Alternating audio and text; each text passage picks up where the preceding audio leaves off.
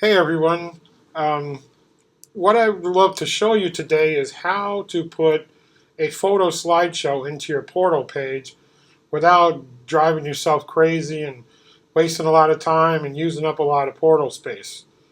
So this is going to be a video about how to create a photo slideshow in YouTube and then put that YouTube video of your slideshow into the portal page where the person, the family, the parents, the students could actually view the slideshow in the portal and not have to leave the portal. It starts off by starting up YouTube. You need to sign into YouTube. If you have a Gmail account, that's what you need. You sign into YouTube, you'll see an upload button. Click the upload button. In the bottom right there, you'll see something called Photo Slideshow. You need to click on the Photo Slideshow.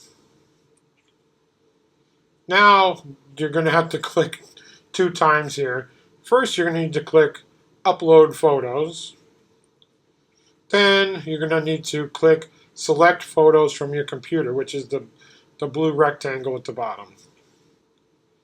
Now, you're going to go through and select your photos you want for your slideshow. A helpful hint here is have the photos in one place. Don't have a photo in desktop, a photo in downloads, a photo in documents. Have them all in one spot. Doesn't matter what that spot is, but have them in that one spot. Also have them have similar enough names where you can go through and just tag them really quickly. Where there's, it's 1, 2, 3, 4, 5, something like that. Some sort of order that makes it a lot easier to download. When you're done selecting your photos, go down to the right-hand corner and click Open. Now, if you want to rearrange your photos because you're like, oh, that photo's got to go first. Oh, that one's last. Well, you can arrange your photos here, right? So you still have the opportunity to change the order of them, and it's real easy to do. But if you're happy with what they are or you're done rearranging, then click Next. Now, this is the kind of cool page where you get some power. Get some power. The slide duration is how long each photo is going to show for. So 3 seconds isn't very long. I would select something like 5 or 10 seconds for each photo. The slide effect, pan and zoom, what happens with that is it zooms in and zooms out. I don't really like that because if somebody's in one of the corners, then when it's zooming in and out, you don't see them half the time. I just want to see the whole picture. But if you kind of want to pan in and zoom around with things, that's fine. But I would select none for the zoom slide effect. No zooming, you just want nothing. Transition is just going to be the nice little special effect in between the slides. Now, one of the cool parts of this is you can actually add music for free. Okay, so if you will notice down here, there's search all tracks. So you can type in like Christmas music and it will show you songs, it'll put songs in here about Christmas. And you can kind of listen to the songs before you put them in and go, hey, that one's really good. So you can select a song. If you want a song about Valentine's Day, you can type in Valentine's Day in the search all tracks, and it'll give you Valentine's Day music. Country western or something, you put that in there. So you can actually put in your tracks or search for a specific type of song you want and then pick your song after you listen to it. And then what it'll do is while your slide's playing, this will play the music in the background.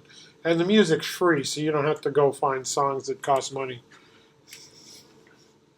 Now what you're going to do is you're going to upload your video. Okay, so when you're done, upload your video. While it's uploading, you're going to get this screen. Now you want to choose your title. Okay, this is, I just called my slideshow, but you want to give it a name. Christmas party, Thanksgiving party, whatever.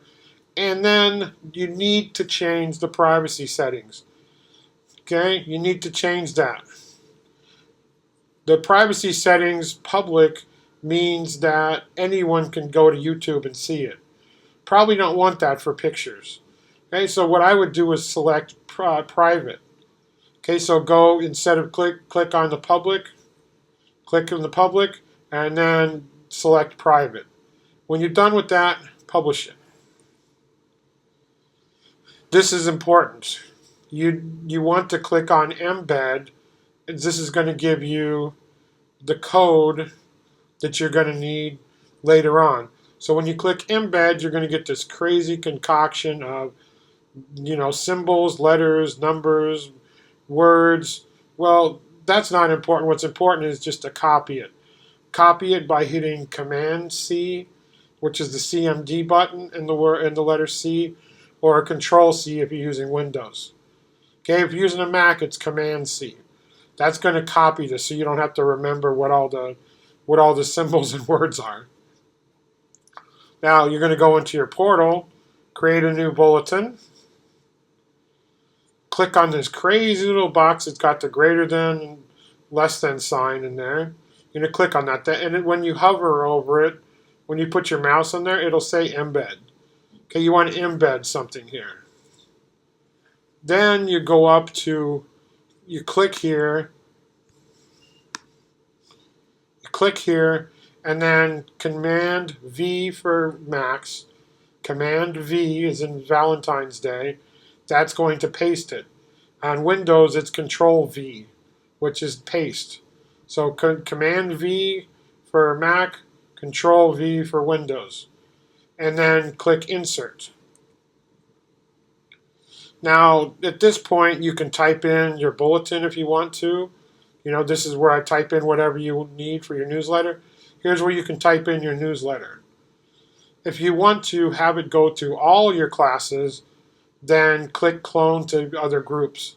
This is great if you've got like you teach one subject and you've got 4 classes, and you don't want to create this thing 4 times. You can clone it. If you only have 1 class, don't worry about it. This cloning is to where you don't have to make the same thing over and over and over again. Then click to save. So you want to click the green box. When you do that, you're done. 3 gold stars. Yay! Now, here's a cool note that Brian brought to my attention. If you put your slideshow in resources instead of a bulletin, then it will be archived, which is a fancy word for saving it. Okay? You'll actually be able to save it for next year. If you put it in the bulletin, it's going to get wiped out at the end of the year. Most of the time, you don't really care because next year's photos you're not going to use. But if it's something like a school tour, with school facilities, people you should know, you need a slideshow or something from last year, well, if you want to save it for next year, put it in the resources bin. Okay, so create a resource instead of a bulletin. All right, thank you very much. And if you have any questions, let Brian or I know. I'm happy to help you out with Smartboard, PowerPoints, any kind of technology. I can come into your classes and help out. We're willing to do whatever we can to help you out. Thanks a lot.